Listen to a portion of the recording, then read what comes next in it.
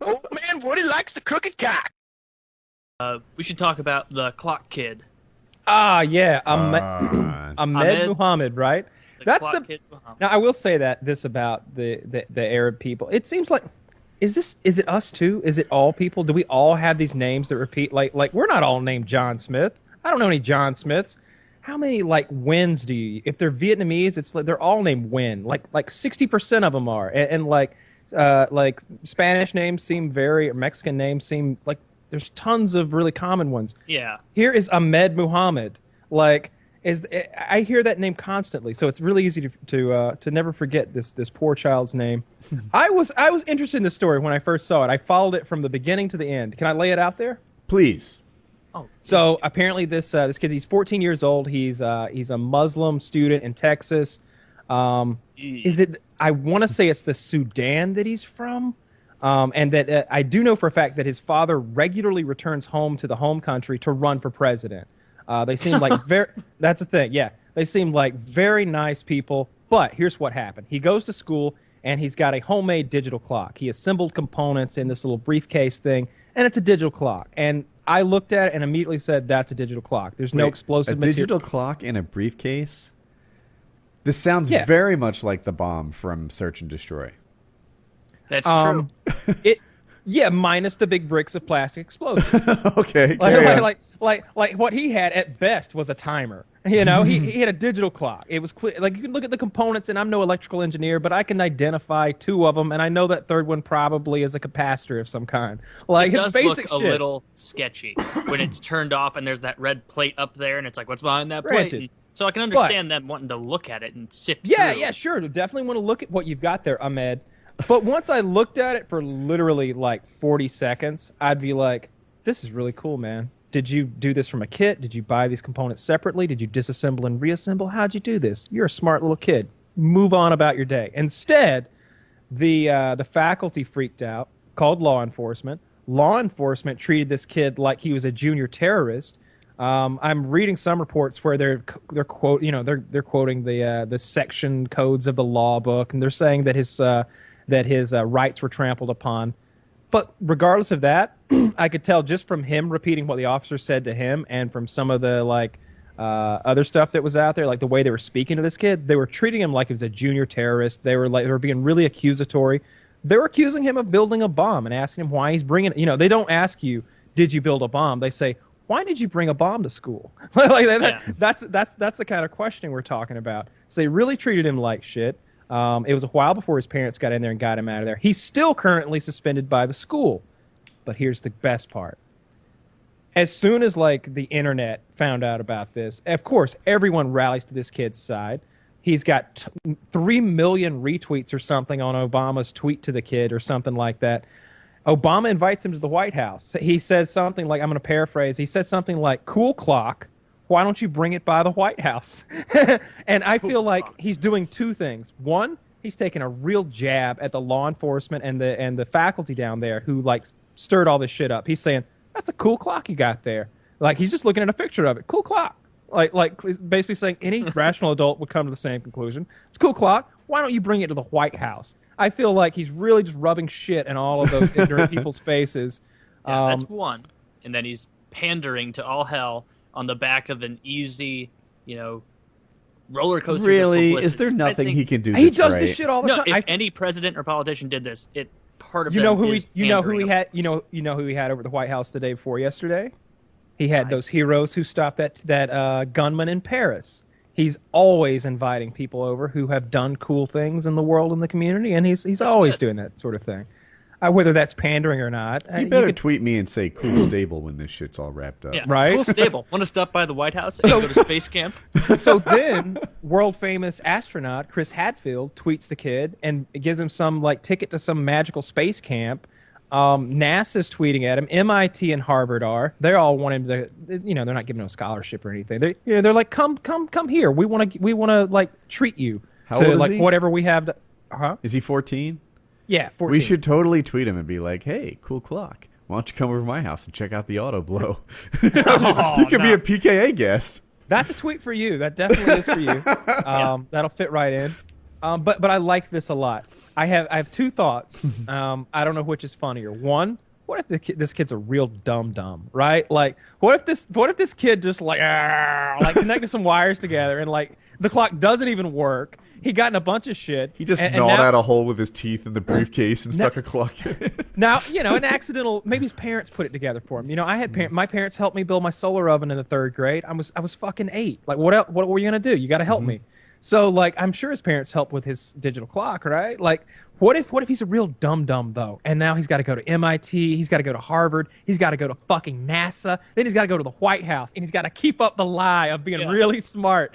Like, this sounds like a great miniseries. Like, I want the cameras to follow this kid and him to be way out of his depth. He has to explain all of it every time, like the nice little questions they ask, just trying to be nice. Like, how'd you build the clock? I smashed another clock with a hammer and I put it back together again.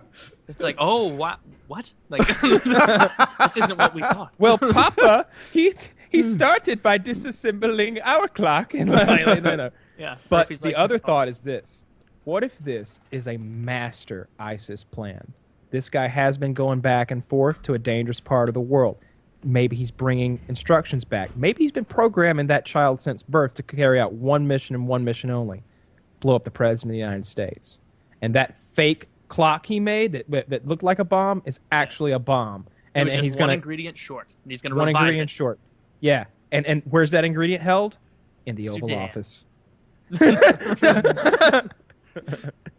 Yeah, that would be. I saw that on 4chan. They were discussing the possibility. What if he's a terrorist? What if he's actually like going to go kill Obama now? Like that would be the most ridiculous storyline ever. Yeah, funny things to say about it. Someone was like, he should join the Cool Clocks clan. Some witty, creative people over there. There's a lot of original content. But yeah, I was upset by this thing when I first heard about it because it's like Texas. You embarrass yourself like every other day. Like I love Texas and like what I feel like Texas stands for. I love it. I feel like it's all about individualism and this idea of self-reliance. And even there's 3 power grids in the United States, like 3 major ones. There's the East, the West, and Texas. That's a real thing. They have their own power grid. A lot of Texans consider themselves an entity unto themselves. Like, we're kind of in the United States of America, but first and foremost, we're fucking Texas. Yeah. So, like, I like the bravado they have. Hawaii does that too, and fuck them. Anytime we want Hawaii, any fucking time we want. You pineapple-eating savages. So this thing with Texas, though, I like Texas. I like the whole history of Texas. We took that shit. Those Mexicans were down there living it up in old Mexico, and we were like, nah, that's Texas, motherfucker. And we just took that shit. I like that. I don't care what anybody thinks. I like that. What I don't like is, like, the bigotry. Like come on. Like, clearly this wouldn't have happened, I don't think, if this kid was white. Although nowadays with the zero-tolerance policies that many of the schools have, if you chew your Pop-Tart till it looks like a pistol, they'll suspend you. Like, that's a thing that's happened. That's ridiculous. You can take one bite out of a Pop-Tart and make a reasonable pistol. That's like, the problem. You're limiting people's freedom to eat shapes into whatever they want. Well, he ate it into a pistol and then, like, mock shot another child. That was a suspension. Zero-tolerance policies just don't work at all. I don't believe in really any scenario, really. Zero-tolerance and what is it called? Mandatory minimums. That's what I'm looking for. I don't like them either. No, it takes away the context of all the situations and what could be going on. Let the judges judge. It's what they do. Yes, I agree. But yeah, Texas really embarrassed themselves there with that this thing with Ahmed Muhammad. His dad and his parents and himself have all been taking the super smart move and taking the high road big time. Like Woody described it earlier, Ahmed's father brought pizzas out to the media that are like all in their yard. Like there's like 20, 30 cameramen, 10 or 15 more crew, probably 30 neighbors out there. Everybody's stopping and staring.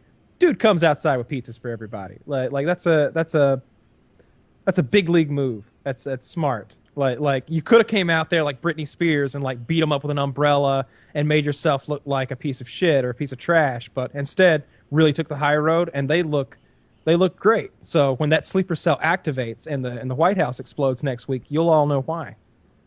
Do you think he was passive aggressive with the pizzas, like I'll be right Little back. Caesars He was anchovy pizza? He had Domino's, I think. He looked like a really genuinely nice guy. And so did the kid. The picture of that kid, though, like, who took that picture of him in handcuffs being led away? Did you ever stop to think that? Like, who took that picture? Wait, they might not think that he was a true danger. Get a picture of this nefarious felon before we tote him off. I haven't seen anyone bring that up. And to the audience out there, check on this for me, because I don't know how to figure it out. Who took that picture and under what circumstance? Well, I know the circumstance. He's being led away by the police out of his, like, out of what looks like the principal's office in handcuffs.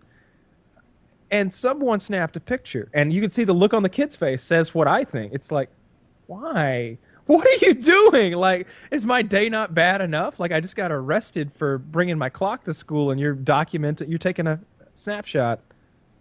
You think that, like, I know that everybody handled it so poorly the whole way, but even if there was, like, a teacher who thought reasonably about it, like we were talking about with, like, the mandatory, you know, things you have to do when something like this happens, like, even if they thought it was ridiculous, they probably still would have had to go through this huge rigmarole of nonsense, not to the same extent, but they still would have to harass this kid and do a bunch of shit.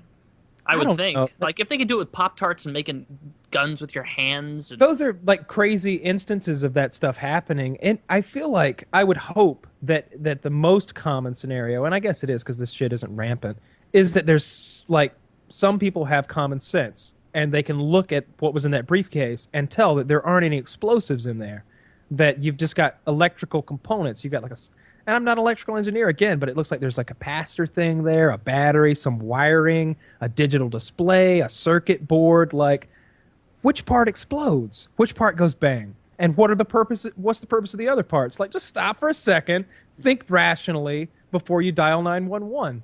And clearly the kid could explain it. I'm sure he was like, this is a clock. It tells time. You see? like, look. I should be in gym right now. It even has a countdown mode. Like, they'd have knocked his fucking brains out.